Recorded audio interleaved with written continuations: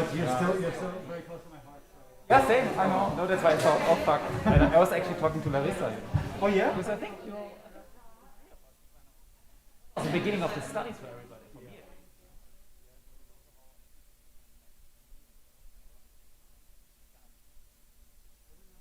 I mean, we'll get into more detail. Yes. But I remember that year you had been working in Berlin, I think, and then you started the year a little bit later. I was like in this like strange study before. Island design. Style and design. And it was a kind of a new course they made. Yeah. And I was only accepted there. And then I had to take it and then I transitioned.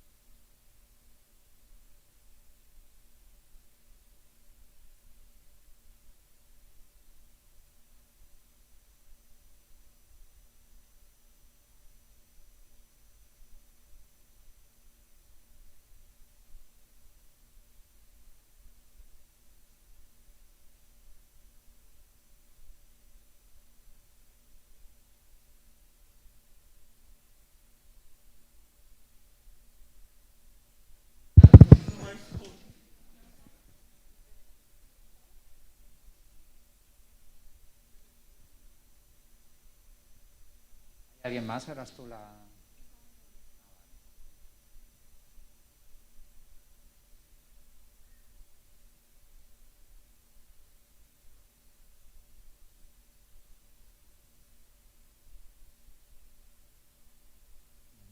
Hello, thank you for being here. Welcome to the last lecture of this course. It was strange to have like the half of the room, but at least we could do all the lectures, and we are very happy. Like the last one, we have Johannes Breyer from Dynamo here. That also he make an effort to come physically. So thank you for being here. And since we have like some guests, I will let Hugo Habman to do the introduction about Johannes. Okay, thank you, and let's welcome Johannes. Hi, I'm not Johannes. This is Johannes. I'm Hugo. Just walked in here and had got this job to do the introduction 2 minutes ago, but I'm very happy to do it for my very, very good friend Johannes. I will make it quick.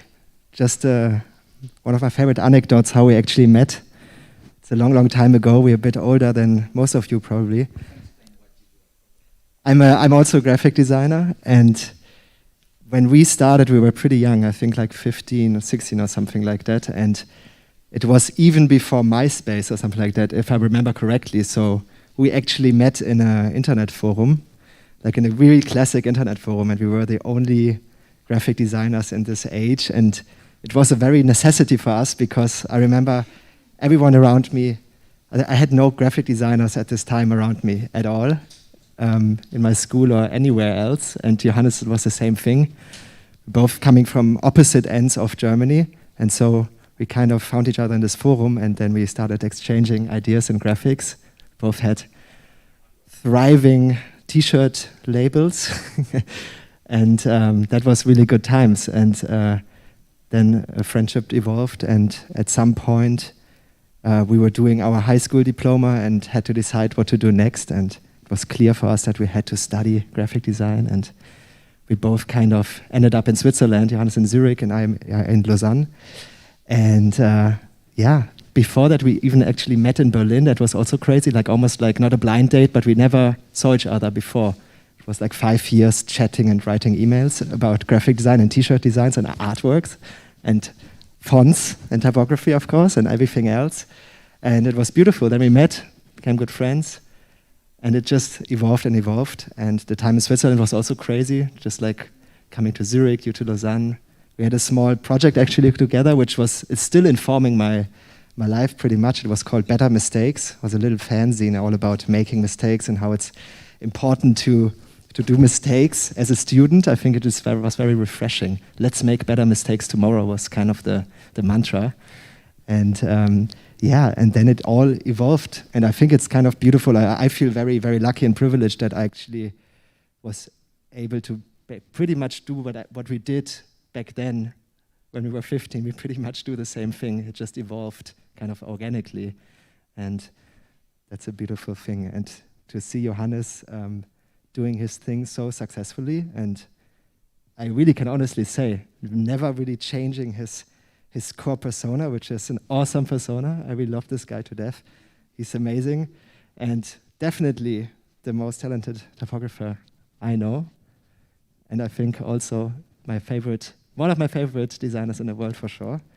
So I'm very happy that you get to get a nice Johannes Breyer Dynamo lecture today, which are always entertaining. And I'm honored to introduce to you Johannes Breyer.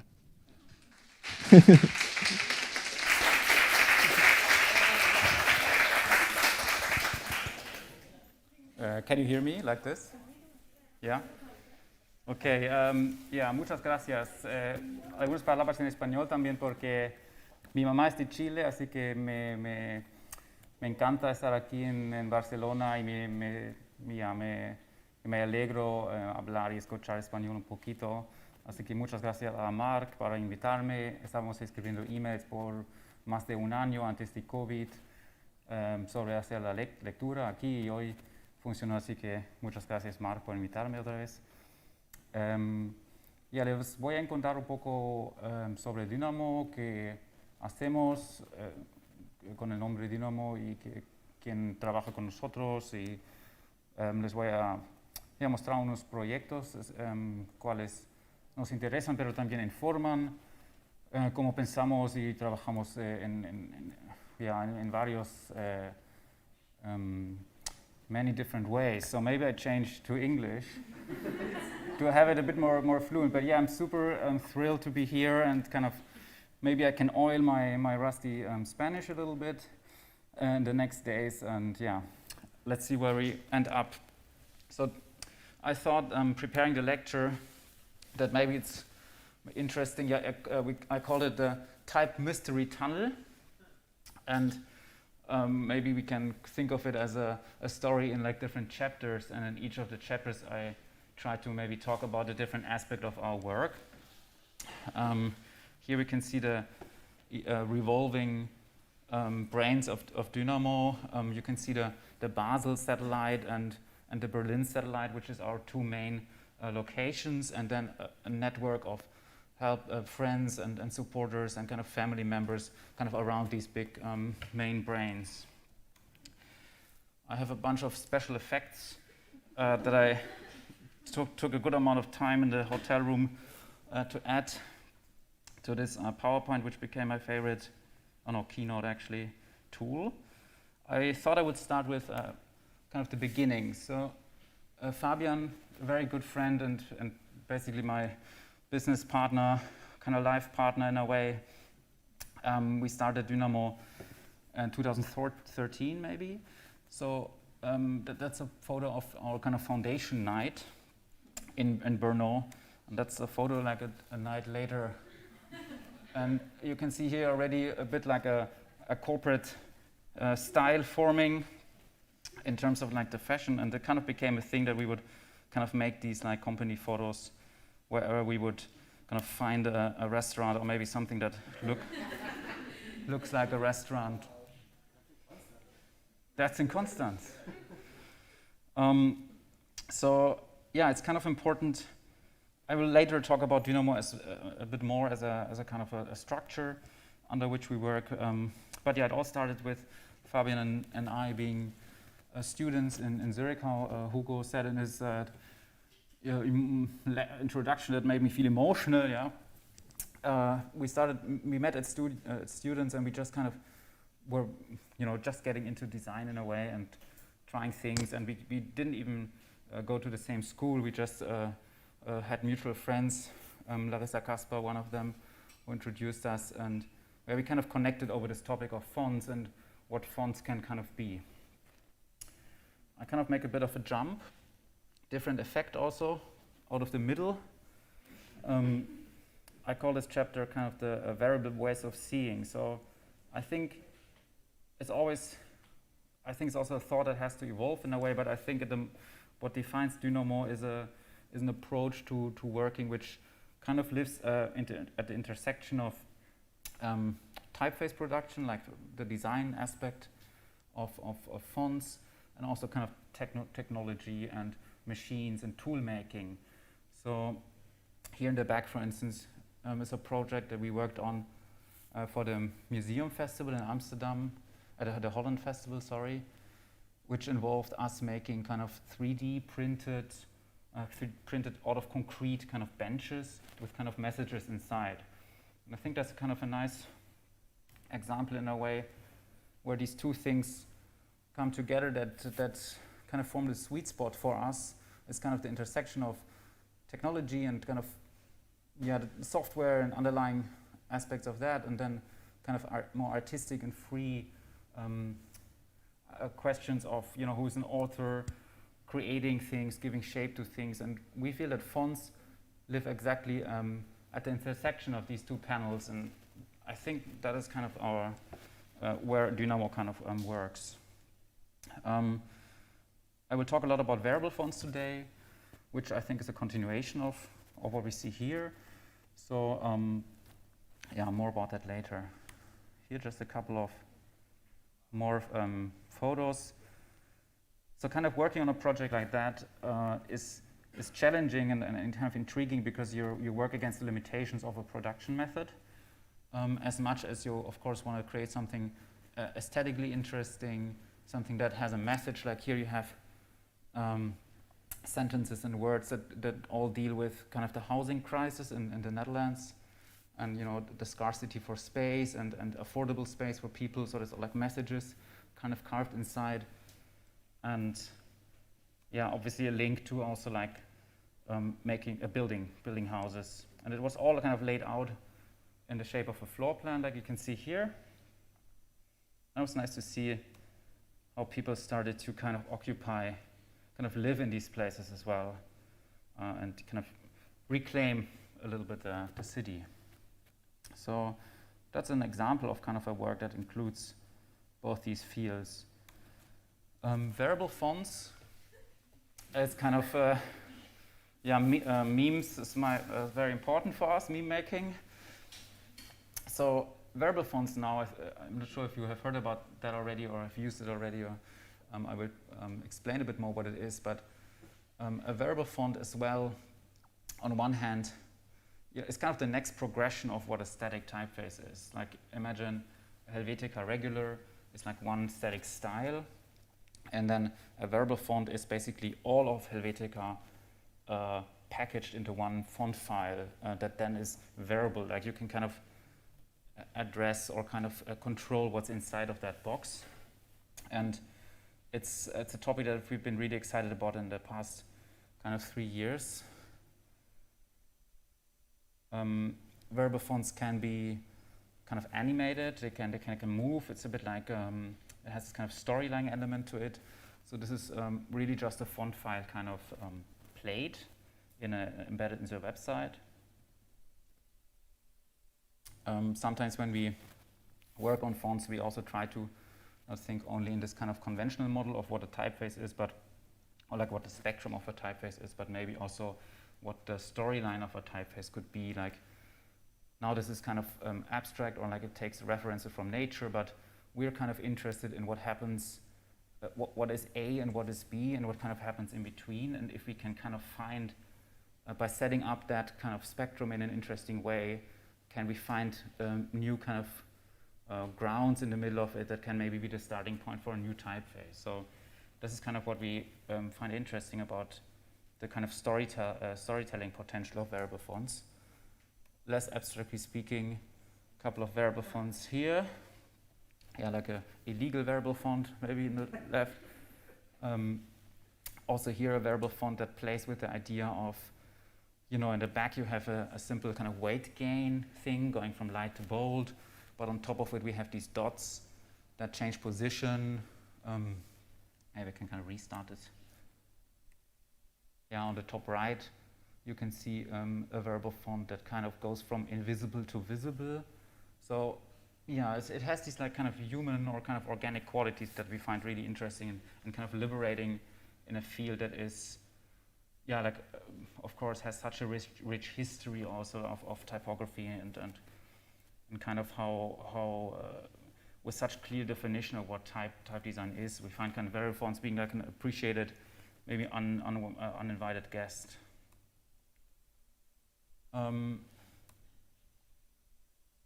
Here's already a project then where things maybe become a bit less abstract. So White is a huge kind of variable font project that we worked on for more than 2 years together with Erkin Karamemet, who is a long time kind of contributor to Dynamo.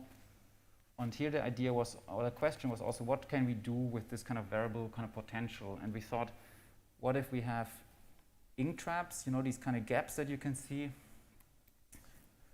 kind of cutting into the character here on the left, but the designer could kind of control the degree of visibility and the size of these ink traps. Ink traps is a thing, is part of like old printing kind of history. You would kind of cut these little gaps into a character to collect the ink in newspaper printing. And nowadays, obviously, with like screens being sharper than paper, it's not important anymore, but we thought maybe with this variable excuse in a way, maybe we can kind of explore something new and yeah, kind of make a digital interpretation of this kind of technology. it was kind of, yeah, it's exciting for us to discover something that can be so expressive, but also can be tuned, can be loud and less loud, and also kind of having to, yeah, deal with a totally new set of problems. Like in one way, a variable font is also like a bit of a hype, like it's definitely in the air now for a couple of years. So on one hand, you know, you can make these things that are animating and they're kind of like vibrant. On the other hand, though, you also have to tune and control much more than before. Like you're not only working on an outline like this, and maybe you print it out and then you think, okay, this is fine, but you actually look at all the different states. It's more like, you know, when we talk about proving a typeface, like proving it for mistakes, for instance, you're now proving almost like a movie, kind of a moving typeface, like you're proving an animation. So it's kind of a really different process, and getting the ink traps into a shape where they transform nicely from whatever position, whatever weight the character is in was kind of a mind fuck, I would say, for the lack of better words. And also made a bit of a meme for Erkin. So afterwards, Erkin got a little vacation. I never thought I would drink a Coca-Cola on stage. So white being kind of one maybe proof of concept for us. The next example that I want to present is Arizona, which is designed by Elias Hanser. Yeah, we give it this bit cheesy title, Bending the Genres, from serif to sans serif. No special effect. Oh, smoke. So Arizona started in Lago di Como in Italy. Also, I think 3 years ago, when we the whole team kind of spent 10 days in a kind of little rented house here in the back. And yeah, we were just kind of hanging out and doing things. Erkin on the bottom, you can see him kerning with a PlayStation controller, stuff like that. And Elias was, he's here in the middle, in the picture. And he was kind of starting to think, yeah, what could be his kind of variable font exploration? And we had kind of come to the conclusion that, you know, they have the conventional, you call it an axis, you know, this kind of spectrum that I had earlier, that's like the axis from A to B.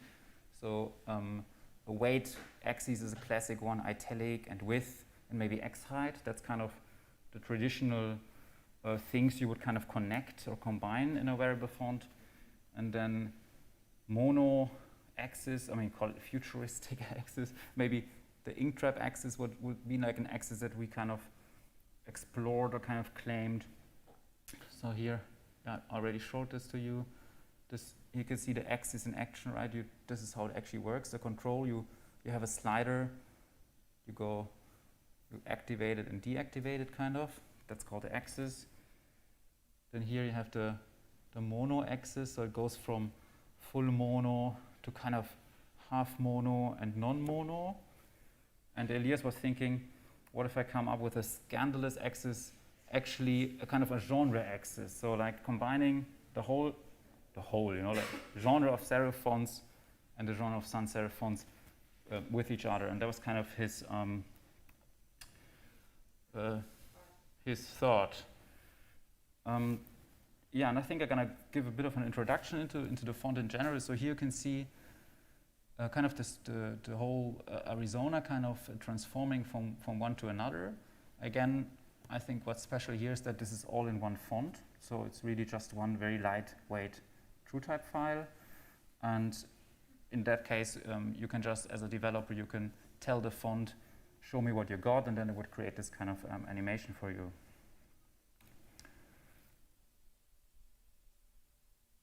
So here we go from different looks, kind of back, like italic, serif with a lot of contrast, less contrast, lighter, sans, and back.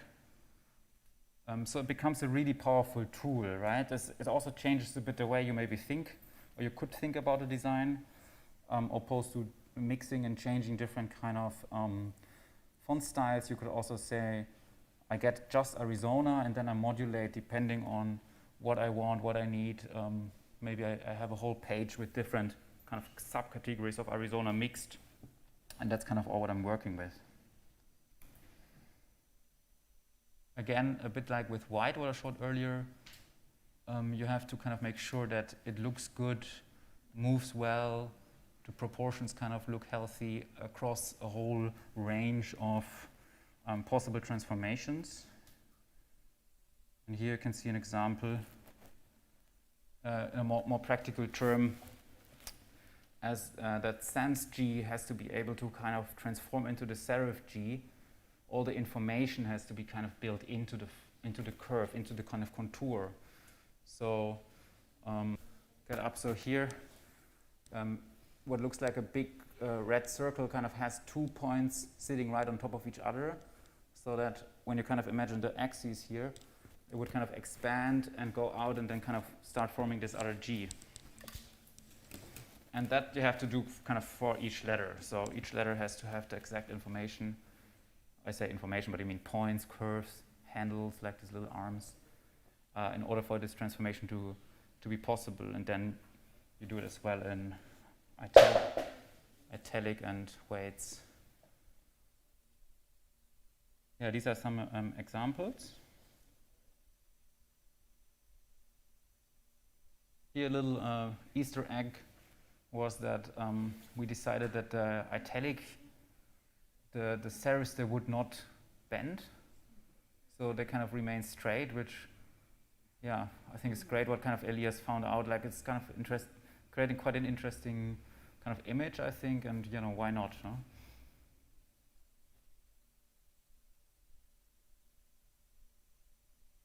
Yeah, so here would maybe see like a conventional, the weight axis from thin to bold, and then kind of Arizona also offers you the going from sans to serif. So this is kind of the full package, and it kind of produces, yeah, like a really big load of families, which I think as a, you know, founder, you're a publisher, and you kind of have to eventually also communicate the thing that you produce and publish, want to make available to other people. So this is always a big challenge with projects like this, to also kind of make it digestible and give a clear overview on what's kind of in this thing, which of course, like on Instagram, just looks like a big animation, right? But it's actually 5 different families with like 6 weights each, and we also kind of offer them individually. So I also hope that someone maybe just likes the text version and just uses that. Like that, you don't have to always, you know, doesn't always have to move. Here a little behind the scenes from our studio. On the left we see Vanessa, most important team member who does all our accounting and kind of everything bureaucratic. And then Elias and I, you know, looking at the work. We always keep everything in folders like that. And we do like digital proofing a lot. So instead of like printing everything, we proof a lot on iPads and kind of digital devices, because it's also often where actually the work ends up. And here as a guest, you know, always great to design while like 3 people are talking over your shoulder. So we have Dan Solbach as a studio mate and guest, kind of giving advice. And earlier I noticed that he looks a bit like Jan Tschichold, actually. Yeah. So Dan, if you're watching this, yeah, so that was kind of Arizona, and we published it, I think, 4 or 5 months ago. Yeah, and that's, again, kind of maybe the beginning and the end of the process of kind of mastering the project. A lot of frustration, and eventually kind of got it done. So hands down to him. What's also nice, that's a project that got a lot of attention recently. What also happened kind of midway working on Arizona is that our friends from Collins approached us, which is a New York and San Francisco-based agency who are really, really good, doing really good kind of graphic design at a large scale. And they kind of asked us if we would like to kind of be part of the rebranding of the San Francisco Symphony, and kind of making a website that could, well, making a typeface that could kind of transform, react to sound, and kind of therefore kind of creating kind of a flexible identity system that is kind of musically engaged was kind of a perfect case for something like Arizona. So while working on Arizona, we were already doing a custom Arizona in serifs here though, for the San Francisco Symphony. And here we did custom in a way that we did again, an especially kind of narrow version, so that you could make these like really kind of loud kind of settings. We stripped out all the sense and all of that, so it's really just this serif style and a lot of different widths and heights, and then you can kind of create something like that. Also kind of a big question in terms of how you control something like that, because often I think maybe you have some experience with that already, like the agency prepares the design and then they're not always the ones who then really design for it for a long time, so they kind of hand it over to the client at some point. So it was a big kind of topic as well as if you could make a tool to kind of work with that custom typeface, and that's kind of what you see on the left. So we developed this kind of plugin for InDesign and Illustrator that kind of gave a bunch of settings that either the in-house team at Collins or at the Symphony could kind of use to kind of really quickly create kind of fully randomized settings. So they can make posters, variable logos, whatever they need, kind of monthly program, things like that. And also we kind of limited it in a way so not everything is possible, so you have to somehow guarantee a certain quality of output. Yeah, so that's kind of maybe an example of a project, a typeface turning into a customized typeface. I'm still kind of in the variable font area here. So as another, I think as a team, when we kind of discuss what kind of new projects we would like to take on, we always try to think of if there's something that we haven't kind of explored yet. Like I mean, that sounds a bit cheesy, but of course, it's not like we're not repeating ourselves, but I think we did the inktrap thing, we did sans to serif, so we felt maybe now what's left, and we thought maybe something with a lot of widths, you know, so condensed, extended, that's kind of something we never did before. And we thought, okay, maybe we limit ourselves to just one weight. And that's, oh yeah, it doesn't show me the effects, I'm also always surprised. So that's a typeface that we actually just kind of semi-published, called Gravity. We're a big fan of cheesy names, Gravity. And we thought, so that's kind of the spectrum, right? So like you go from very, very, very condensed, I think we call it, I'll say it later, very, very condensed to very wide. So this is the kind of axis this time. And we kind of keep the same weight. And alongside that range, we kind of define 12 different styles. So we have gravity wide, then expanded, extended, normal, semi-condensed, gravity, and then that was kind of interesting. How do we name the upper four? So we thought, okay, why not kind of X. So we have the XXXX compressed, which is kind of the most compressed. And that again came with its whole own range of new situations, because you're not kind of drawing each of these steps. So we speak about masters in type design. So I think Gravity has like 5 masters. So you draw the outmost one, then maybe, you know, this is the master, and that is the master, this is the master again, and that one. So a couple of kind of in-between steps you can generate, or like interpolate, you say. But each of these masters you have to define in a way that always happens at a kind of the benchmarks of also maybe a slight stylistic change. So you can see that the widest master here, the G on the very right, is kind of softer and smoother, and also inside the curve is a bit more oval shaped and kind of organic. And then the more you walk kind of to the left, the more kind of compressed do these shapes also have to become. Otherwise you just don't get a clear kind of drawing. So to draw like a master shape like this, you really kind of have to carve out that kind of curve. Like you have to treat it differently than over there or here. Also, you really have to, you're kind of fighting over like a unit or two of space to kind of keep the whole thing kind of readable.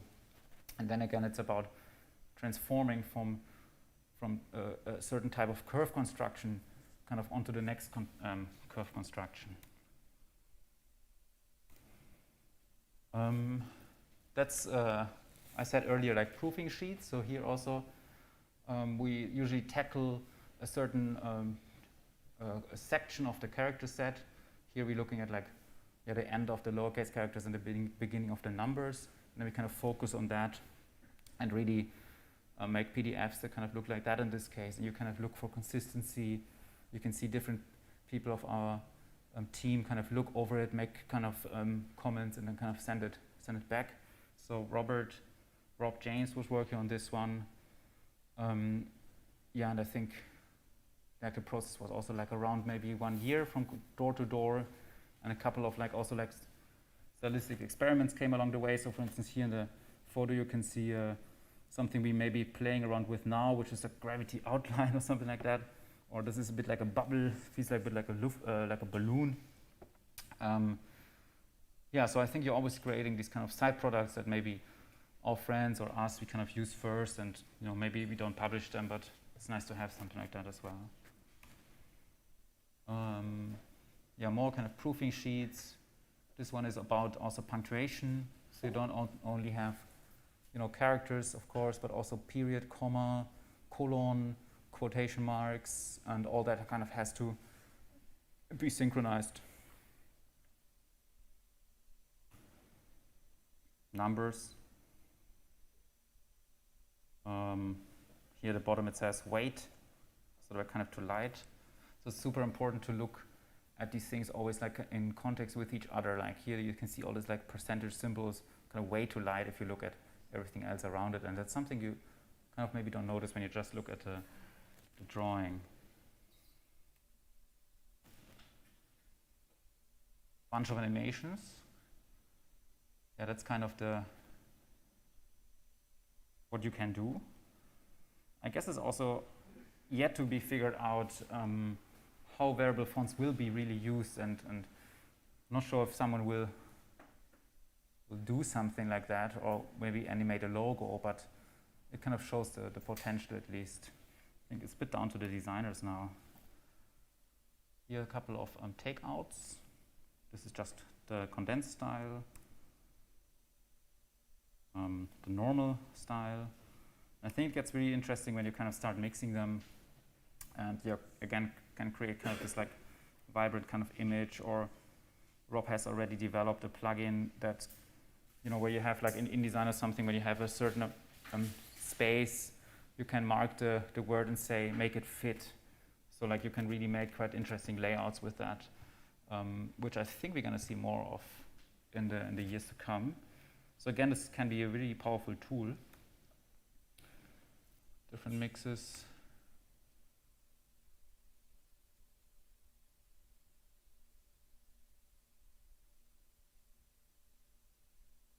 Yeah, kind of the video. What was nice here with this font as well is that we kind of felt, I think, yeah, I want to say that we're all not trained type designers, so I think, well, actually not true anymore, but like Fabian, I, Rob, and a lot of our core and older team, we're like just kind of graphic designers, and we didn't go to like type design school or something like that. Luckily now actually we have two proper type designers, studied type designers in the team, which you can kind of feel immediately when we get feedback from the team. So they actually know a little bit more. But so I think it is an advantage to also sometimes not know too much about something, because we treat type design very much like graphic designers, I think. So we kind of always think a little bit, how would you actually work with this font? Like how, yeah, what's the kind of the design potential? Do you want to, like when you do like letterpress or like printing, like by designing, arranging layouts by hand or something, what do you want to do with these letters later on? And sometimes that's for us like a great kind of thing to maybe implement already in the font, like an added kind of functionality. So for instance, here we thought if someone wants to raise, or like top left, like if someone wants to design a very tight kind of poster or like invitation card, maybe you want to raise the lowercase so they kind of move up. Then kind of we came across this like maybe more funny version of the left one, which is you maybe want to raise the lowercase characters just so they hang from the top. I mean, I think it's kind of cool. I don't know if it's actually useful, but I think it's it's more interesting, right? Then you can of course start to combine these things. So like you can raise everything, or you can shorten the descenders a little bit.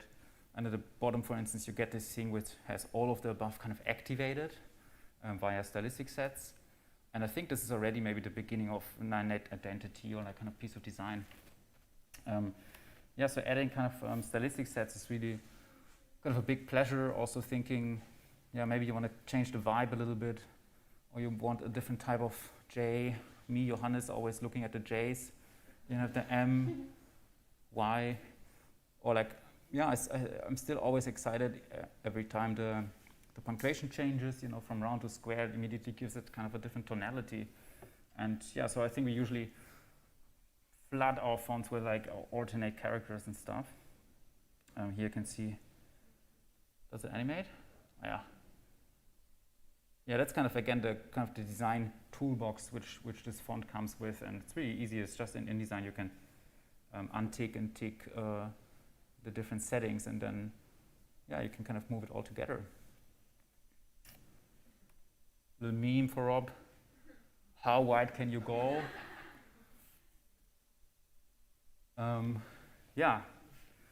Then actually I brought something. We kind of take big pleasure in developing what we call hardware. So as a type designers, we like software developers essentially, and it's kind of nice to also have something tangible, something real in your hand. And here we teamed up with Matter Of. It's like a collective, kind of art and design collective from Stuttgart. And we teamed up with them, and they kind of proposed that we could maybe, for the release of Gravity, make like a TerraBand, it's a kind of a fitness kind of exercise thing, band. And it was kind of, I have one here. I mean, I won't do it, maybe Hugo. No, but the idea again is that you can kind of stretch this, and then you kind of, thank you. A real rock star would maybe throw the band, no? Oh. So we, so that's also kind of part of the kind of story of font making, font publishing. I think for us that we wanna. I have more, so that we kind of want to complement the work with something, maybe a collaboration, reaching out to people or the other way around. It's kind of always becomes a bit of a social story, which is enjoyable here. Emo Schneider, also a good Dynamo friend, made a bit of a, I don't know what they call that actually, like a image fraud, where someone is, using the gravity band to kind of cross the two twin towers, stuff like that. And here you can kind of see me, Fabian, top left, proving the band. Okay, 40 more slides. Chapter 3. I thought it would be interesting to maybe talk about Dynamo as a business. This is almost my favorite topic maybe. And kind of the team, working with people, setting up your own studio, kind of figuring out how you want to work and what it all could be. So let's go back a little bit. I think 2013 to 2017, I think, was the easiest time for us, maybe the most careless and most fun in a way. I don't think not having fun anymore, but I think these years were quite all over the place in a good way. Like we did a whole bunch of things. We didn't even only officially work together. Like I think the name Dynamo already existed, but we also did freelance work right and left a little bit. And we both kind of wanted to work together maybe in the future more officially, but it wasn't really there yet, but we kept pushing it. I think what then kind of a couple of years later was really a big kind of confidence boost was that we won the Swiss Design Awards, which is a prestigious award in Switzerland. It comes with a bunch of money also. And we made a custom T-shirts for it. The night before, you can see the batik shirts. And I think basically around that time, we kind of decided that we should kind of go all in and quit our jobs or whatever we were doing and really work under the name Dynamo. I think it takes still much longer to figure everything out still now, but I think, yeah, maybe 4 years ago it was a bit of a turning point. I actually see that this slide should have been a bit earlier, so that's the first recorded font sale, 2013, to Larissa, who I mentioned earlier, who now runs a really successful practice under the name Caspar Florio, and who I shared a friend, Paul with. So really nice to see Paul. We all studied together in Zurich, and that's Larissa, who we hung out with. First font sale. Bit of a timeline. The party is over. Dynamo gets slightly more serious and kind of transcribing us into this Hall of Fame. What was kind of interesting on a more serious note is, and maybe you will come to that point as well, like when you produce work and work that you publish later on, and or even found a studio and develop a name and a reputation, and once it's not really defined yet, eventually there might be the point where you suddenly have to define that a bit more clearly, and that's not always easy. So Fabian and I also reached a point where, for instance, we thought, okay, we want to work under the name Dynamo, but we had both developed a lot of individual work as well, and then we had some work that we developed together, but the name Dynamo, I would say, was already getting bigger than us individuals anyway. But we kind of had to find a solution to kind of just make up for individual efforts. And yeah, maybe you think of that one day, but what we did in this case is that we took the award money that we had won, and from that money, we bought out each individuals. So I don't know if that makes sense, but basically I had a bunch of fonts, Fabian had a lot of fonts, much more than I, and then we counted each character, and each character gave €5 or something, like literally in every font, thousands of characters. I know that was not a lot of money, but maybe, okay, anyway. So we counted all the characters, and then each of us would get the equivalent of characters in money, and from that point onwards, all the work would be owned by. It's very important, actually. 5 years later, I would say it was the best thing we did together, to just make sure that everything is 50-50, because you're going to work on a lot of different things coming from there, and if it's not clear how committed both of you are, I think, yeah, you have to figure this out. Another diagram. I thought maybe, yeah, funny. So this is an interesting diagram. So basically, you go from know nothing to guru over time, and your confidence goes from low to very high on the confidence axis. And yeah, I would say 2013-14, we didn't know anything. Shortly after, we had a huge confidence boost where we thought we know everything. That's the peak of Mount Stupid. That's actually a research term. And then you kind of go through this then realize, oh fuck, this is much more complicated than I thought, shortly after. And then you reach the valley of despair where you're totally messed up and don't know anything anymore. And then you creep up the slope of enlightenment until you reach the plateau of sustainability. So yeah, maybe now we're in the valley of despair, and then kind of develop in a good way. Yeah, think of this diagram later on.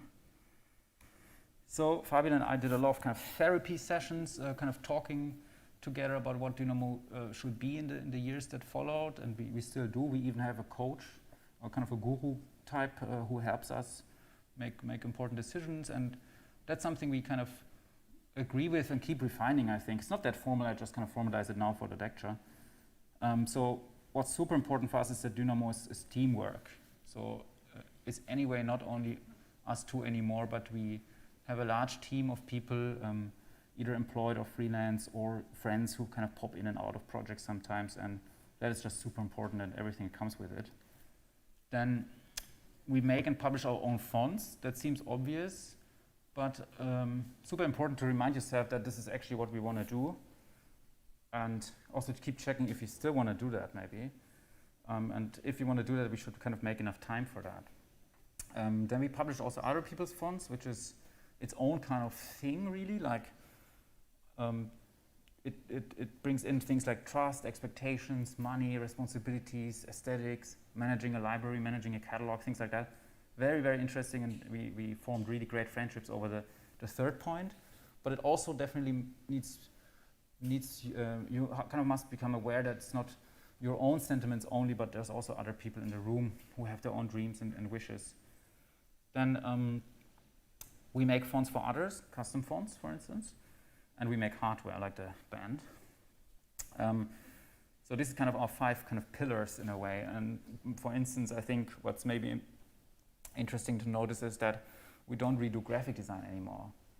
So that's kind of a huge shift for us. You know? Like we all graphic designers, most of our team, as I said earlier, and I think we now, make these diagrams. You know, that's kind of as far as it goes with graphic design, or like animations, things like that. But we don't really, accept commissions for books, catalogs, identities, things like that.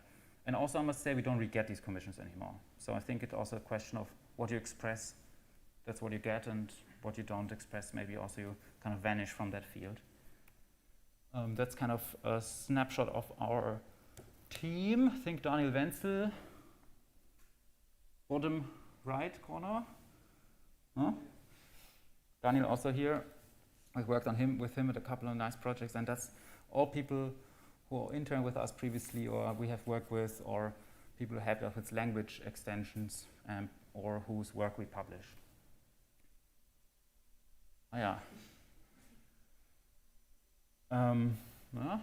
Nice. Then the second point was we make fonts. So this is just like our Dropbox structure in a way, our library. Kind of this is the catalog at the moment, the retail kind of catalog that we kind of offer. And then in this example, you can see Favorit with the subfamilies of Favorit. So this is kind of the kind of catalog that we manage. Then also with each font project comes with like maybe producing tools, plugins, things like that that you need to make fonts, like helpers. So for instance, we also make and kind of publish type design tools. There's a font gauntlet that we kind of relaunched, which is a big variable font kind of testing tool. Here with the Queen breaking her silence about the update. So that's also like very important for us. Custom fonts. Yeah, we have been blessed with really nice projects in the last years. So we did the new fonts for the Olympic Committee, which are about to launch, because of COVID, the Olympic Games and everything was postponed. So this, I think, will drop now. That was really nice to work on 2 big families. Olympic Sans, Olympic Serif, also great names right up my alley. And then Remova, we launched a couple of bespoke fonts for them recently. And the Dynamo hardware, right? Different kind of items, often connected to font making. This is one of my favorite ones that Fabian made. Balenciaga, they did this, they're owned by Kering, the Kering company, so they made sweaters which say Kering, and then Fabian kind of made his own one which says Kerning. Couple of memes. Yeah, t-shirt, very important.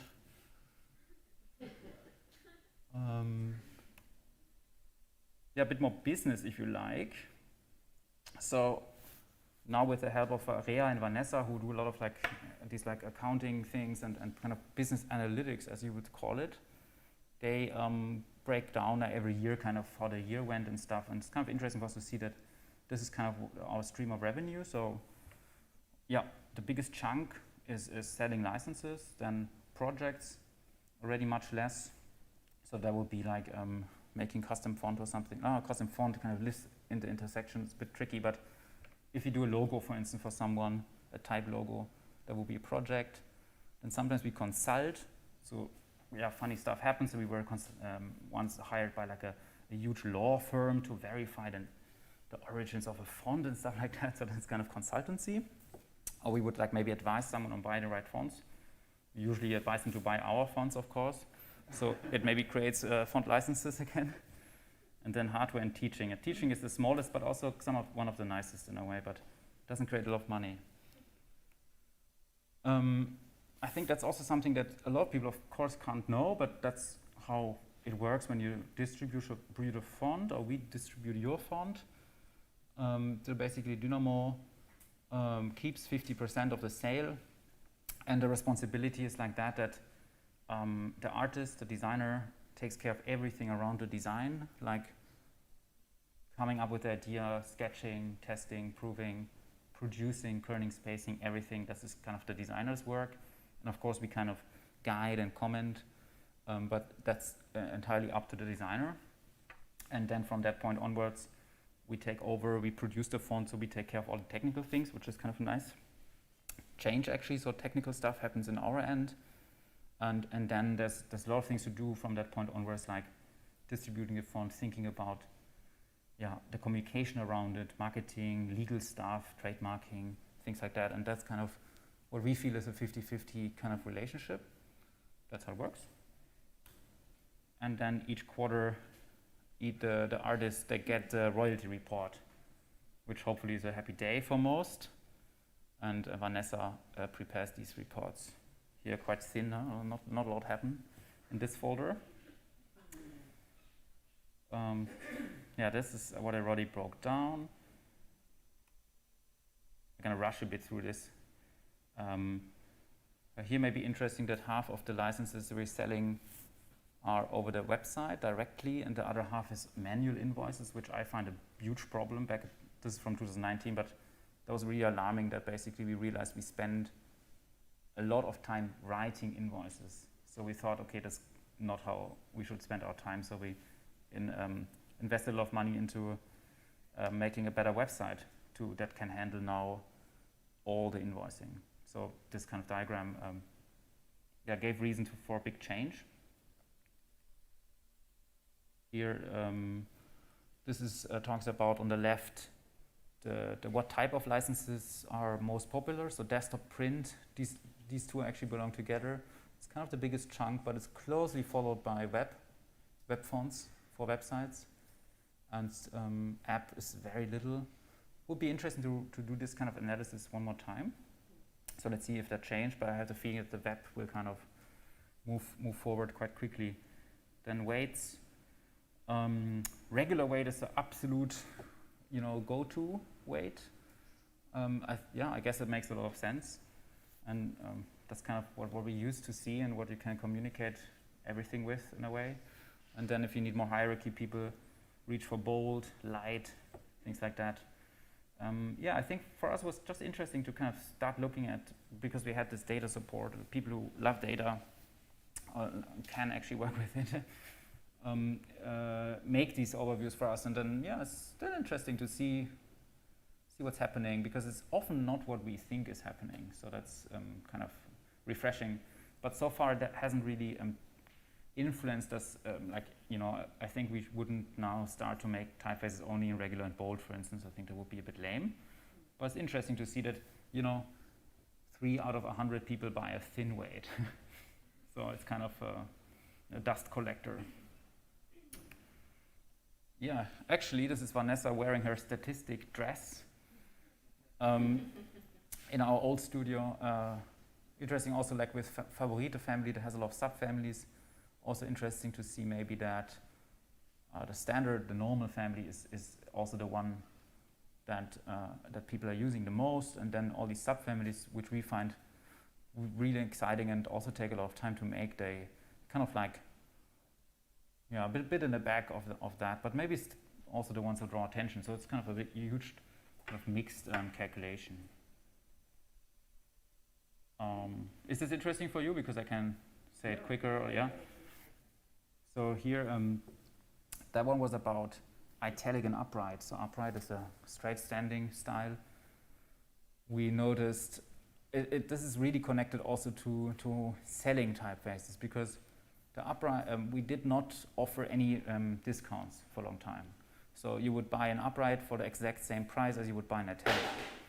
And we could definitely notice that most people don't buy italics, which was, I guess, right, because italic is kind of the second thought after upright, but it was crazy to see it actually in that clarity that, 9 out of 10 people buy an upright and only 1 out of 10 buys an italic. So we thought we maybe have to do something and make this a bit more accessible. So in the quarter that followed, the third quarter, we introduced packages, which means that you can get a package for half the price. So you buy an upright and italic together, and you get 50% discount on the italic.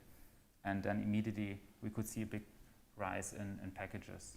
So yeah, this is as much interest, I think as important to making the fonts is also really thinking about who's the audience and what are the restraints, budget things, that the audience kind of moves within. And if you can make it a bit more easy for them to get the fonts, then we should totally do that. And obviously it kind of worked in this case. Here, because we kind of talked about white ink trap, the one we're so excited about. Also interesting to see that obviously the normal version, the one without ink traps, is still the one that is used a bit more.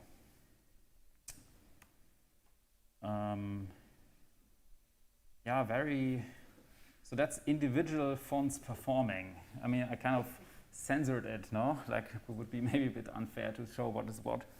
But we can say that all the exciting, interesting, expressive fonts are at the bottom.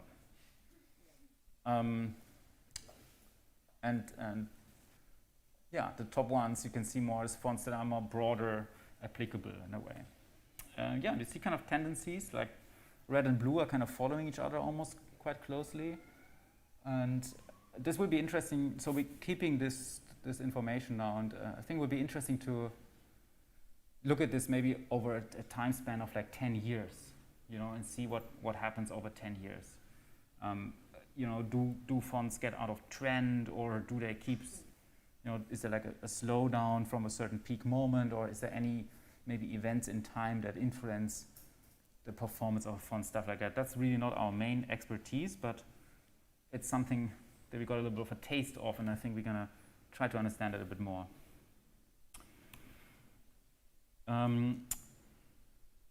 I think that's another diagram which I think describes a bit the dilemma of making and selling fonts. So it's what is the interesting times triangle. So in the bottom you can see a sociopath picks 2, a loser picks 1, and clueless picks 0. So in a way, you're always moving within this kind of tension of, we want to make something that we find appealing. It has to kind of make sense, whatever that exactly means, maybe in your own context, firstly, and then maybe also in a larger context.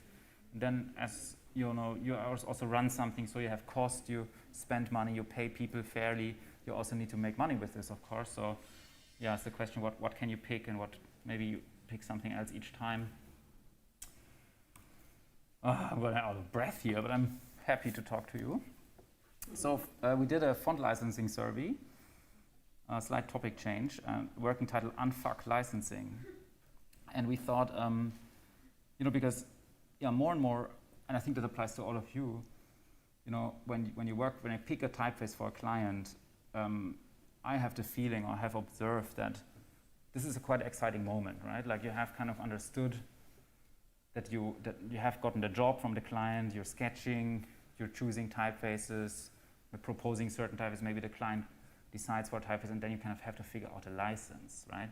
So right before figuring out the license, I think you're kind of at a peak of excitement in a way, and from then onwards, it gets very uninspiring, usually, because we have been writing a lot of emails to people who say, hey, how do I determine the cost of the font? There are all these like different models nowadays, and a lot of models that follow kind of old standards, like a font often is priced according to how many computers it's installed on, and then if you use it on a website, the font is kind of priced according to the traffic, and this has a lot of kind of variables, a lot of parameters in the air, which make this conversation quite complicated. And we always felt that this could be simplified, and it could be more easy, and could be more contemporary also.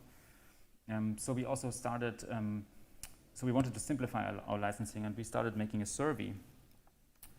And that's kind of the first question we asked.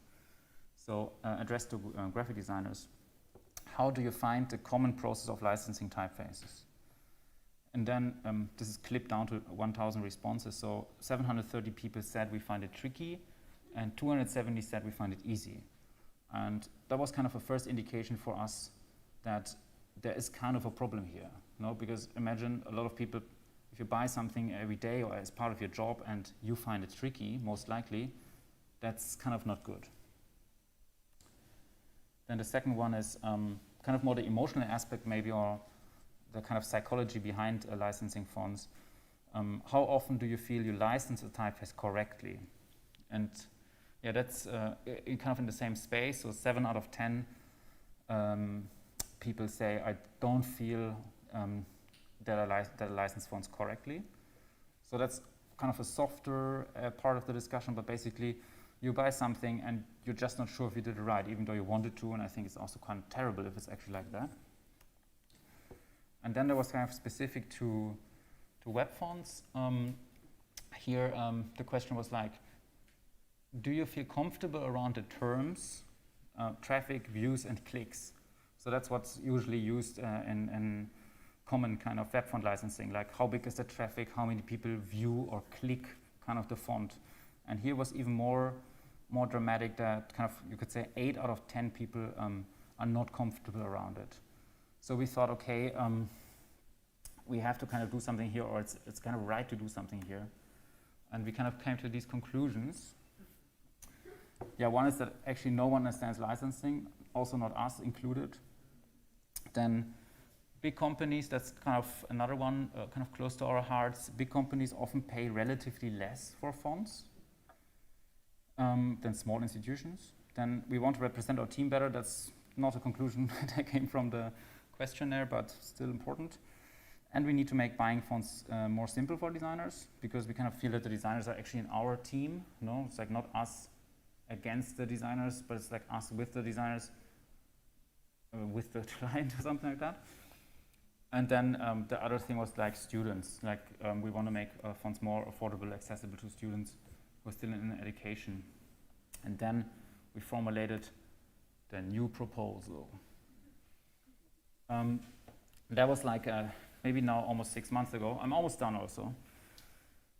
We kind of were working on our new website for already 2 years, something like that, or like maybe 1 year, and then we kind of thought, okay, how about we don't only launch a new website, but also a new licensing model, and also like a new studio representation.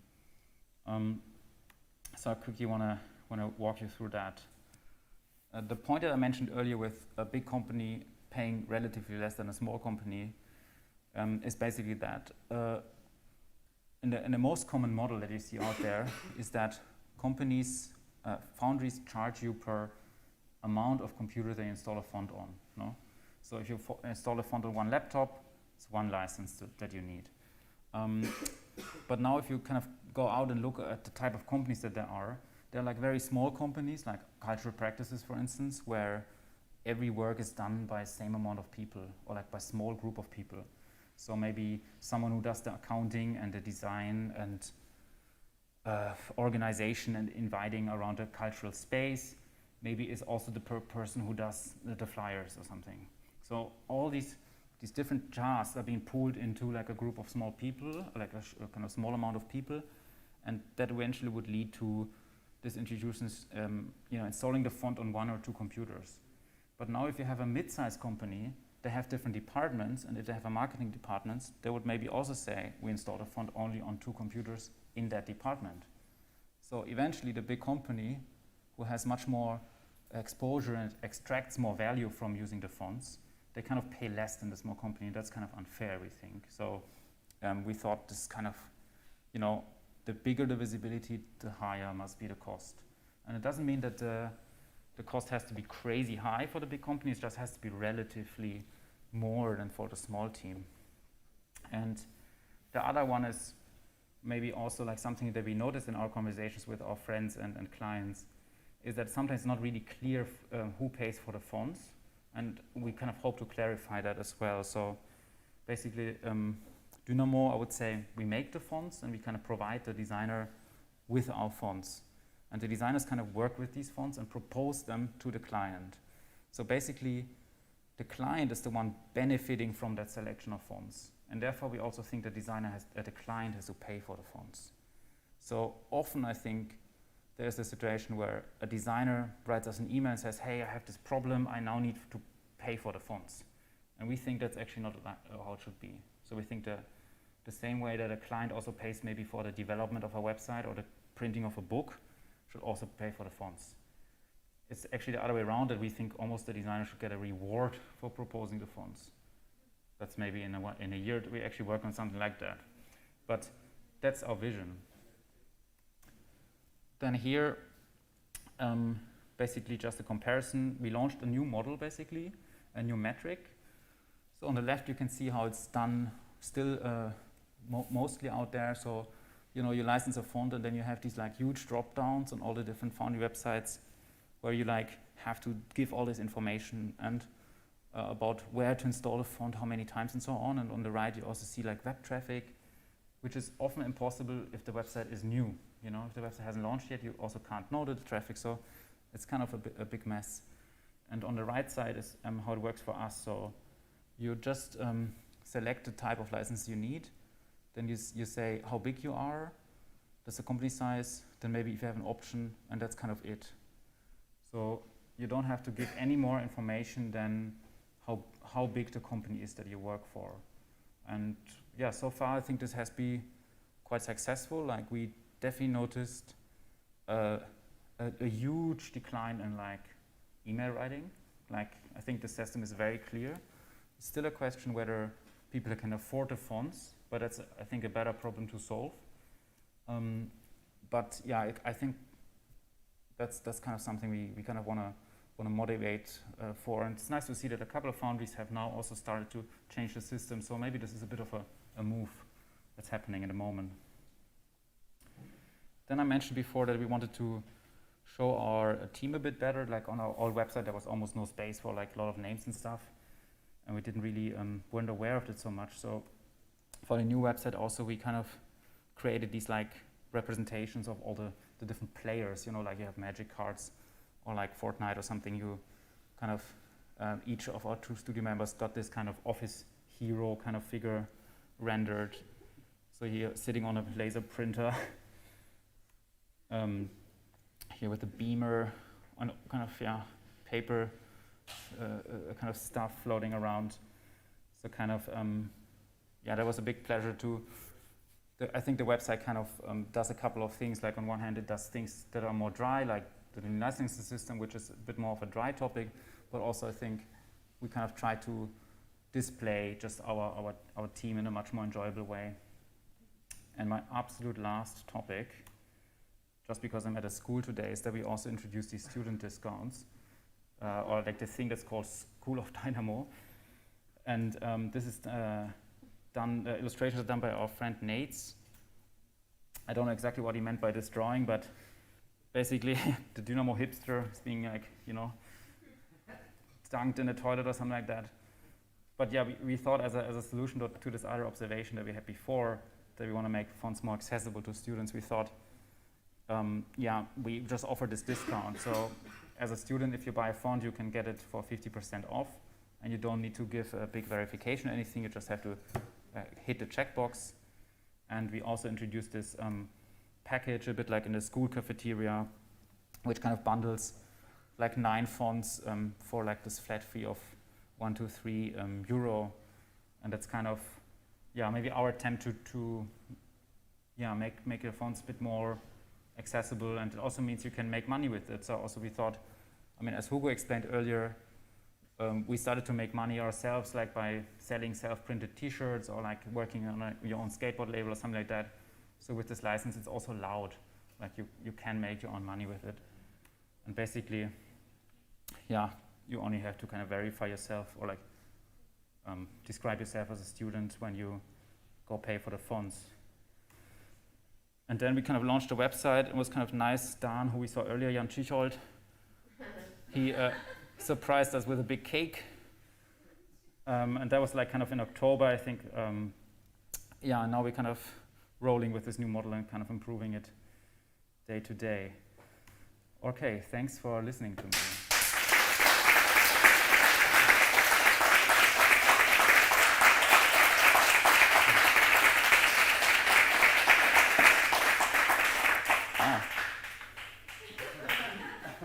one more. All right. Time for questions. Thank you, Johannes. Yeah. Who's going to break the ice? En español si quieren, ¿no? Or maybe in English for the streamers. Okay, so you guys are accomplished designers. What made you decide to ditch design altogether to focus specifically on type design? Yeah. Yeah, I think it's great question. I think we still really have a lot of love for graphic design, and a lot of our pals around us are graphic designers. And I think graphic design is an amazing activity. Just maybe for us, we kind of discovered that making tools is also very, how would you say, like, yeah, it gives you like a lot of pleasure and energy somehow. So we almost like, we work within graphic design, but like a monk, you know, like more like in our own chamber, and making tools that a variety of people can use, opposed to one client. I think sometimes it depends on how you practice graphic design, but I found myself quite tiring to work project per project. Like designing typefaces has its own risks in a way, because you don't earn anything for a long time while you work on a font. But we kind of had the feeling that, making these tools and tweaking software, and this is just kind of, we found it even more fitting to our characters, I think.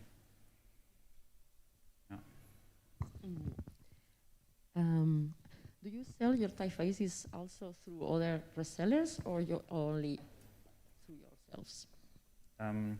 If I sell, I learned I need to repeat the question. If we sell our fonts through other resellers, no, apart from FontStand. Okay. So FontStand is a really interesting platform that you can check out as well. It's run by, it's kind of developed by Peter Bielak and Andre. And they, why we joined FontStand is because it kind of goes into the territory of font streaming. So basically FontStand, on FontStand you can rent a font. And this as a technology we find super interesting, because it's even better than our licensing model, I think. You know, you use the font for as long as you need it. That's next level, we felt. So FontStand, but it needs an app environment and stuff, so it's a bit more complicated. You know it. I also at FontStand, my typefaces are there as well. Oh, yeah. But what they decided is to do is to, because people, if they need to buy a typeface, sometimes it's very expensive, and they say, maybe I only want it for a project. So I reduce the time, and then I reduce the price. So it's a new model of license. It's very clever. Yeah, exactly. Very interesting. And also, we are also there because of the trial. Yes. Because the trial is very interesting. Yeah. And we liberate ourselves of having to deal with emails. Yeah. Can I try your phone when we don't have this thing? Absolutely. A limited time as well, 3 hours. Yeah. And but you know everything. So, but also students know because I've told them. So anyway. Yeah. And I have a very tiny question as well. In your license, you said custom name your phone files. Yeah. I'm curious. Great idea, right? So you can, what we discovered also that maybe also is an emotional aspect of fonts buying. A lot of people, like two things. I think it seems to make a lot of people very happy if the font file has their own name. And for us, it's not a problem, you know? The name of the phone with the name of the client. Yeah. Okay. So that is maybe, and it also really helps because, if you have a large company, you want to make sure that everybody uses the right font. So you can say, okay, I'm, Adidas Favorit, and then they can rename that on the fly, and you found a solution, it's happening on the server. I think it's great. Yeah, thanks. I mean, I just wanted to know not a lot of people use it. No, But I wanted sometimes to people know use if it. it was what I thought. But Yeah. this is why I wanted Yeah, to yeah. ask you. I think it's brilliant. I think it's very nice. Yes, thank you. Client feels that Yeah, they feel, it's like my font. in my font. Yeah. Yeah, welcome. Thank you.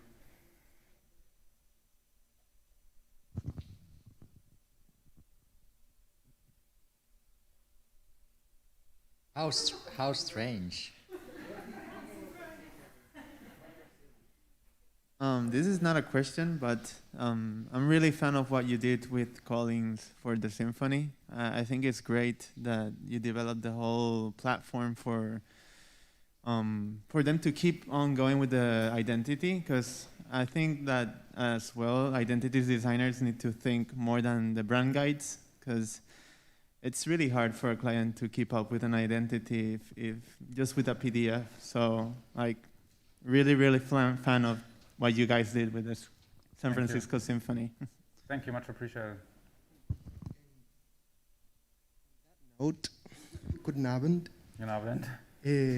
I have a question regarding you keep mentioning hardware. What hardware are you talking about?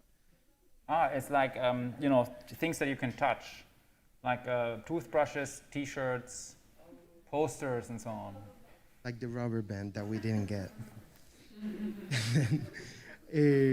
How have you considered selling your instead of like catering to students?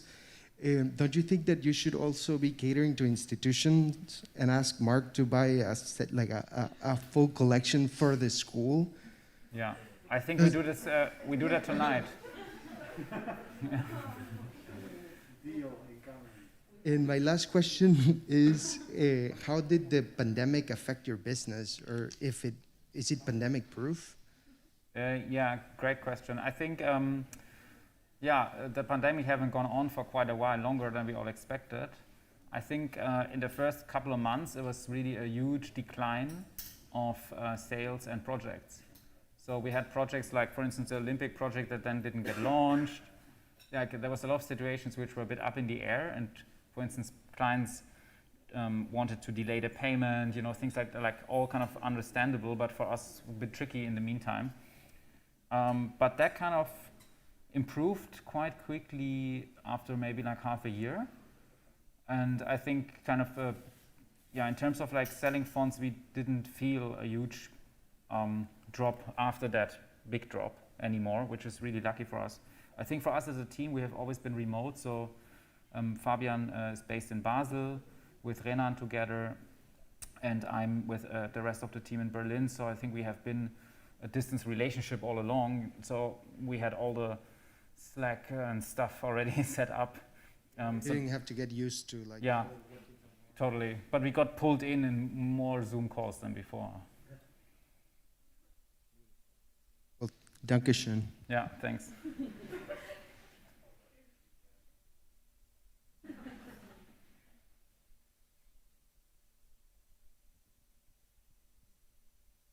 More questions? You're really cold, Laura. It's cold? Not here. It's cold in the back. Okay. So thank you for a very interesting talk. It was amazing. Thanks. And I just wanted to ask, you mentioned you not only design and sell typefaces, but you just sell them too. So how do you pick who is going to be a designer for you, or do they approach you, or do you look for them? How does it work? Yeah. How does it work? I think it's also like kind of a thing that's developing in a way, but so far mostly it was basically friends who also happened to be type designers, but who did not launch their own foundry. So we had been in touch, and there was kind of a mutual appreciation already on the way, and maybe also a fit in terms of occupying a spot in the library that's not already taken. Because that's something, it's kind of a new challenge that, you have only so much shelf space in a way, and you should not have the same thing like 4 times or something. So that's something we have to pay attention to even more now. But I think it happens absolutely that people pitch fonts to us, and if it meets their criteria in terms of being an original design and maybe something we haven't done yet, and overall it just has to kind of fit in many ways, and it takes a lot of time. I think a lot of people are surprised, but we have quite a long pipeline, so I think we're working on stuff that will come out in 2 or 3 years now. So all of that kind of has to align in a way, and then it can totally happen that we publish a new position. And do they approach to you with unfinished projects, and do you help them finish them, or it has to be like super polished? No, it's usually very rough. Well, it depends. Like Sepp, who we work, basically drops finished huge families at our door, but it's often like more like an idea maybe. But we still, it's not like we help finish it. Like we kind of guide and like it maybe hopefully becomes a bit of a relationship anyway, and then we would talk a lot, maybe propose a change or something like that. But the design would still happen from the designer. Thank you. Yeah, thank you.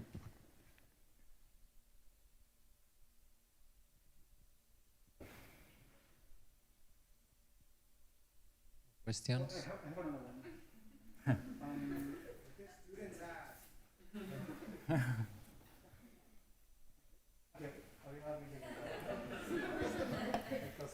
Carlos Enrique needs his dose of questions. So you are competing with him today. I wanted to ask if you do you have any anecdotes with regards to piracy? I mean, have you found that somebody like cheating with your fonts or something? Totally. Yeah. What happens when you get caught doing that? Yeah, great question, because it's also something that we're kind of discussing a little bit at the moment. I think there's these two ideas that we're now discussing. One is basically this idea that something has been stolen from you, like piracy, like takes a sale away from you. But we more and more think that this is actually not true, because someone who pirates our font maybe would have never been a customer anyway. So I think you shouldn't look at it in the way that this person owes you 90 euro or something. Maybe they would have never paid these 90 euros, so maybe you should rather focus on the money you have earned, So I think it's a question maybe on a larger scheme, do you want to be busy with this at all? But we have definitely had a couple of cases which was kind of huge license infringement.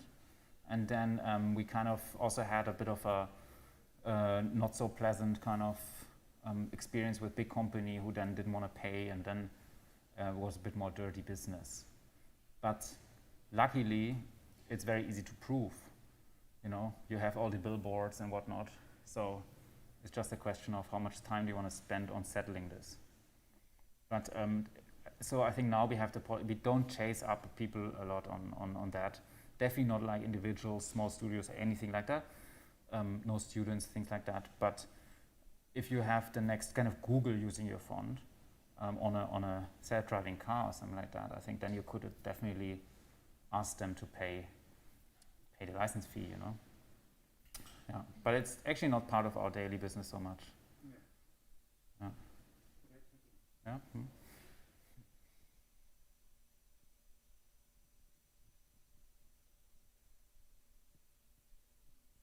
Well, it's like a tennis match.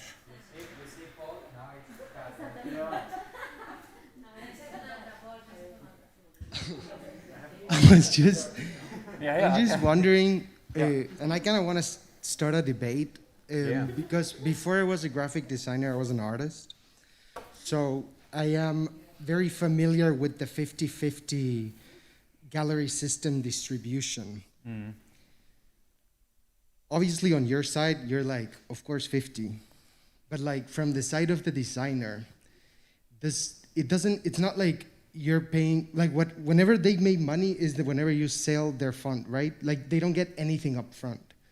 So it's like 50% off the sale. Mm-hmm. And the work of the designer did before gets paid with that percentage. Yeah. Well, that's been very criticized in the gallery system, especially because there's like so much cost up front for an artist that it's working in sculpture or painting or whatever. Yeah. And they have to produce the work and they have to put in all of these hours. And then maybe if the gallery sells the work, then they get paid. Yeah. What do you think about this?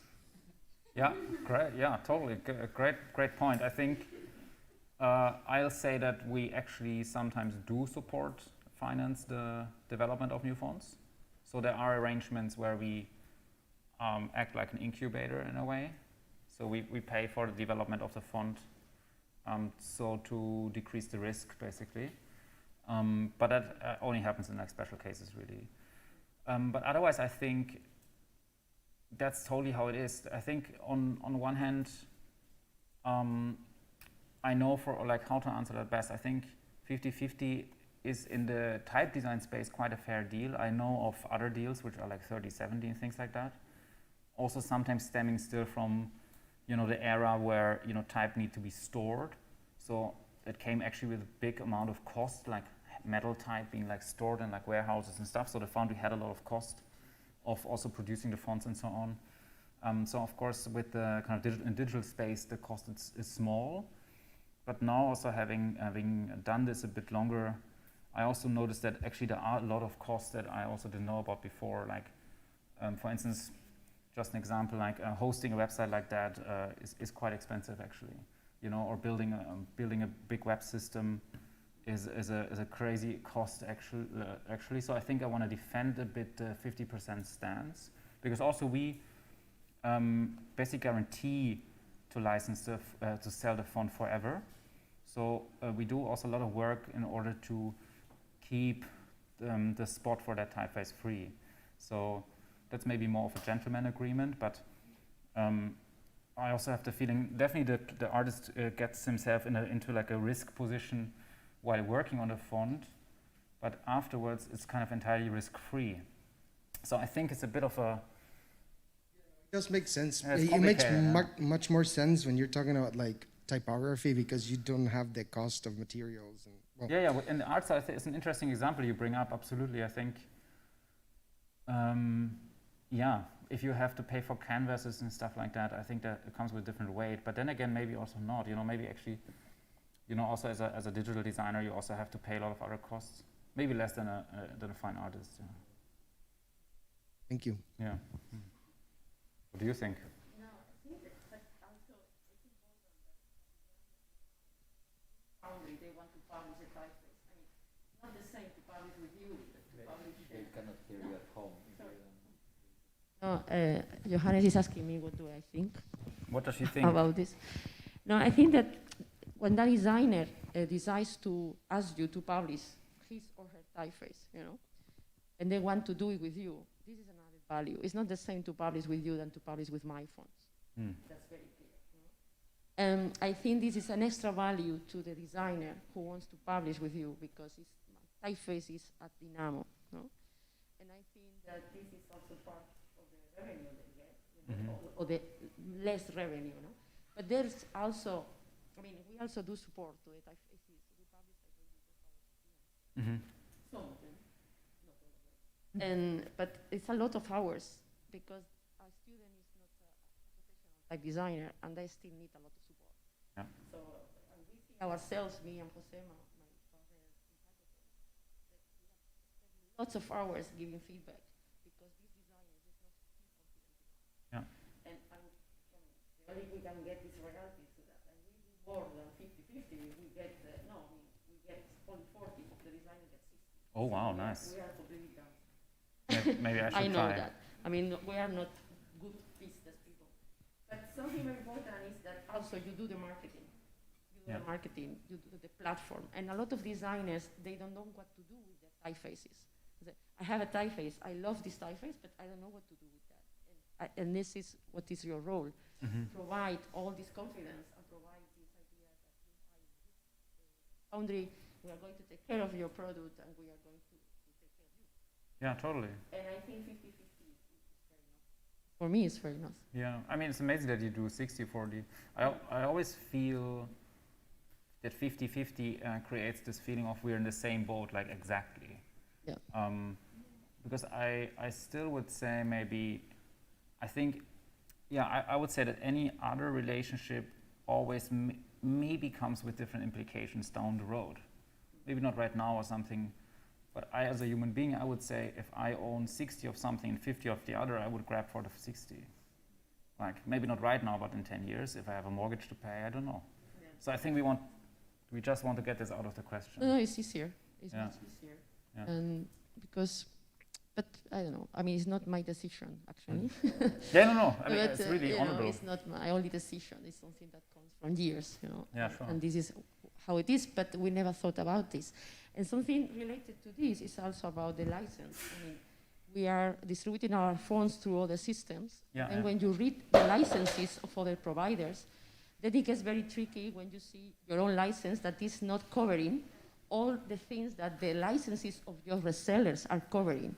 So you feel forced to rewrite your EULA, your license, because your resellers have a super license. And then I really, really think that's great that when you reformulate the license, doing for yourself, not considering the other things. But we started licensing our typefaces in the 90s already. Nice. 1993, 1994 through Front Shop. Wow. And we entered on this wheel of licensing, and now it's like, okay, we are there, Totally, yeah, it makes sense, yeah. For you, it's completely different, I think, because you are in a completely new time. You started in 2015, is it?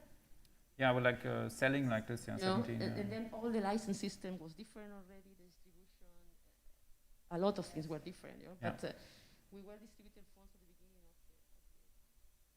beginning of the type design, so everything was different, and this is what is interesting, because you are really adapting all these type of totally. To the time.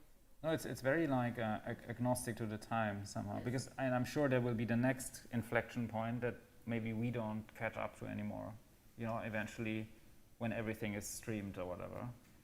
Maybe then, maybe it's too hard for us to adopt, I don't know. Yeah, a lot of things will happen, I'm sure. Yeah. Yeah, I think I would like to speak from the other perspective, not having a foundry, right? Like if I would be the artist in the art gallery, right? I see it as being a graphic designer or having a graphic design studio.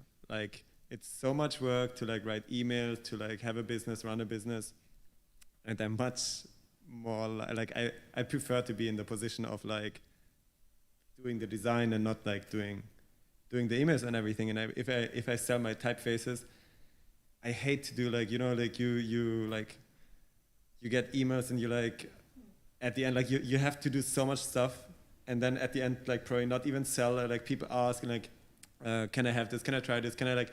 And you basically provide the platform and provide the sales system, like as you said, like this the improved one, right?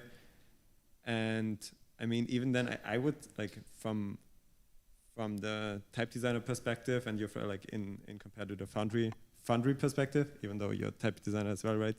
But you own the foundry, so it's a little bit different. I think 50-50 is fair to me, I would say. Mm.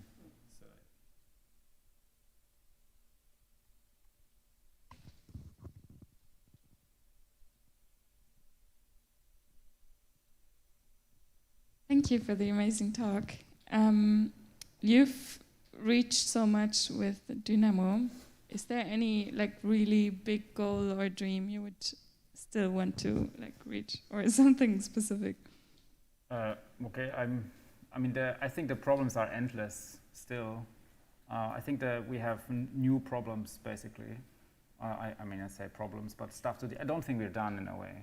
Like on one hand, there's really a lot to figure out. Just like details and like keeping things alive. Also like maintenance is kind of a new world in my life, where I have to also make sure everything stays smooth and feels good. Like the family grows, you have to take care of all the kids and stuff. Like it's. So we're definitely not bored yet at all. I think maybe the question is in terms of direction, like if you maybe shift, or what's actually maybe on a larger scale interesting for us or in the world. Like for instance, one topic that we can imagine to venture into more is like international fonts. Like making sure that our typefaces speak a lot of different languages and scripts. So I think if that would become a new focus, maybe that would keep us busy for 10 years, So I don't think that this will be over very soon. Definitely though, I think I'm thinking a lot about like how to age gracefully in a way. I don't know if I'm going to be making memes in 10 years. Maybe I shouldn't, Maybe I can't use the platforms anymore, Like I think it's totally important to kind of move on. So it's a great question. Think a lot about that. I don't know exactly. But for now, I don't feel like things are calm or achieved, And your biggest like challenge in a bad way, like fear that something influences your business heavily or so? Well, I think huge problem or challenges is like tax and sales tax, you know. So boring, but very real if you sell something online. And don't talk about the tax avoidance or something like that, which is maybe a nice challenge, but basically just getting all this e-commerce stuff right is massive, you know. So this I find had dreams about that, and we really have worked on that a lot and are still dealing with this. Totally uninspiring answer maybe. Big topic though. And I think in general, no, it's great that things are developing. I think there are more foundries out now, you know. Us already have been one of the third, fourth, fifth wave of digital foundries. I mean, you started in the 90s, we started like, you know, 20 years later, and many more will come, you know. I think it will be even more maybe about your niche and your idea and your approach kind of. So I think that is changing and has to just be we have to be kind of active about it. Like, so I see that as a really interesting but important challenge to kind of see what's, how are we gonna orient ourselves in the next 5 years, you know? Yeah. But we also, Fabian and I, we always said that we would do it until we are 40, and now we are 33, so 7 more years. Then we do something else, yeah. Live in the cruise? Let's see what happens. Okay, thank you. No, that doesn't work. Just because you mentioned the retiring thing. And I didn't say I would retire. Yeah. Yeah. And you also said that most of the revenue of your business is coming from the licensing. Yeah. So is like Dynamo now is like more like as a passive, Passive income? business? No, I mean, no, because I think there's no day in which we don't write 100 emails. So I wouldn't call it passive at all. You know, like, I very much so I would say it makes me quite nervous, which I'm working on in a way, but I still think it's a small boat. And, you know, we have like, in total maybe 6, 7 fixed kind of team members who contribute like a lot of their time to Dynamo. And I think the questions like, and everybody is really going all in a way. So I think the boat just can kind of float like that right now. But I think if one of these parts break away, then we already have quite quickly a problem. So maybe I can say that at this point, I'm not worried that our fonts wouldn't sell anymore. But if someone doesn't water the plant, we might as well also just disappear again. So I think it's a lot about like learning how to do it now. Maybe after asking yourself what to do. Now it's a lot about the how, I think. And then again about the what. Maybe I need to make a new diagram. Maybe it's a circle. Yeah. Thanks.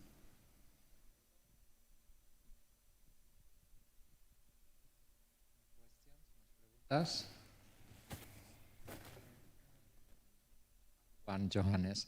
How do you think how do you picture like really the future of how fonts are going to be used? Like, because this variable thing that you show, it seems that it's just the beginning of it. Yeah. How do you think that it's going to become like mainstream usage of fonts? How do you envision that? Yeah. Yeah, funny enough, I think it has a lot to do with the pricing of variable fonts. So on one hand, I think it has to do with the interface of design tools, like what kind of control it offers. Because I think if that doesn't support it, then you also can't use it other than a bunch of really dedicated geeks, you know. But like it would never reach the mainstream of someone saying, hey, let me pull out my variable font and show you or something. This would just not happen. So I think the interfaces of the tools have to adapt and simplify, which I think is happening. So that's a good thing. Then the other thing is really the cost of variable fonts, because it's like the Happy Meal, you know, has everything inside. So how do you price that? And I think that there are different tests out there, but I think that there's another thing, because at the moment it's still quite expensive, so you wouldn't get a variable font just for a quick experiment or something. So maybe again the things like font stand come into play. You know, maybe you could use a variable font. Imagine you rent a variable font for €10 for a day or something, and, or like for a week, and then you make a logo and you'll adjust everything and then export that and you're done. That would be a future I would really like. It would make sense somehow. But a whole bunch of things have to come together for that, and also documentation, like the understanding of what it is. But I think they're here to stay, like also already on a system structure level. You know, my Mac OS is already variable font powered. You know, they're being used all the time, variable fonts, or in like e-readers, websites that slightly adjust in weight when the brightness of the screen changes, stuff like that. So I don't think they will go away. The question maybe is it more like an enterprise kind of thing, or is it a end consumer designer tool? Yeah. Thank you. Yeah. It Yeah. should have the price of everything, you know, but it's only one part. People still don't know how to think about that, Yeah. you know, because they say, okay, I don't need so much. Yeah. But the font is a variable font. So this is why now and all the family in the regular way. Confusing. Yeah.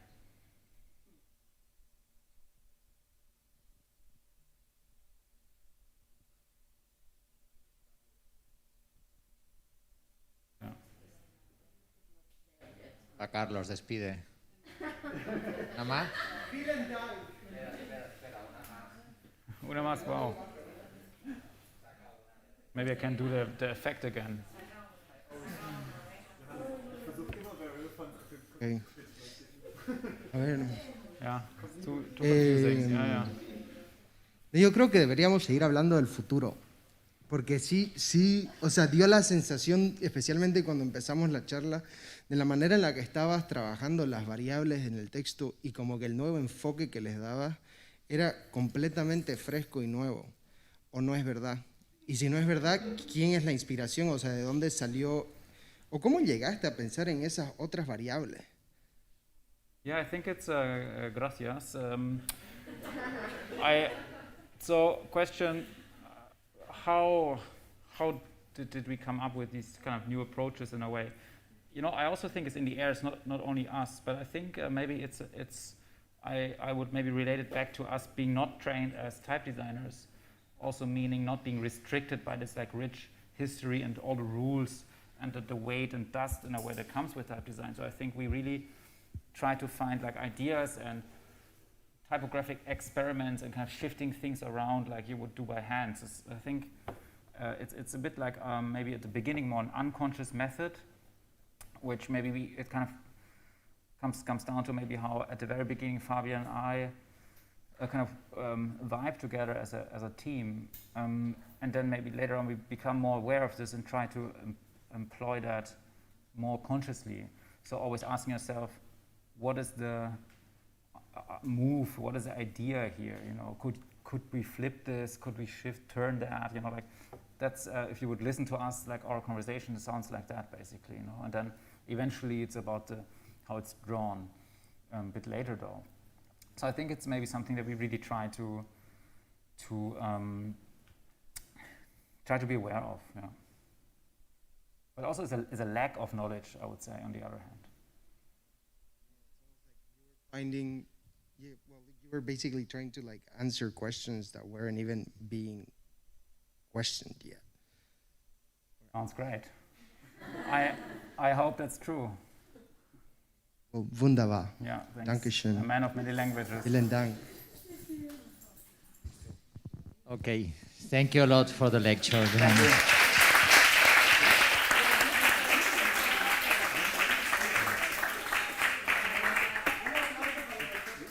And thanks to Hugo, really so sweet, total surprise. Danke. Yeah. I forgot in the introduction that Hugo is doing a very cool magazine called Present Magazine, and I forgot about mentioning it, so you should have a look to the magazine that he's publishing and editing.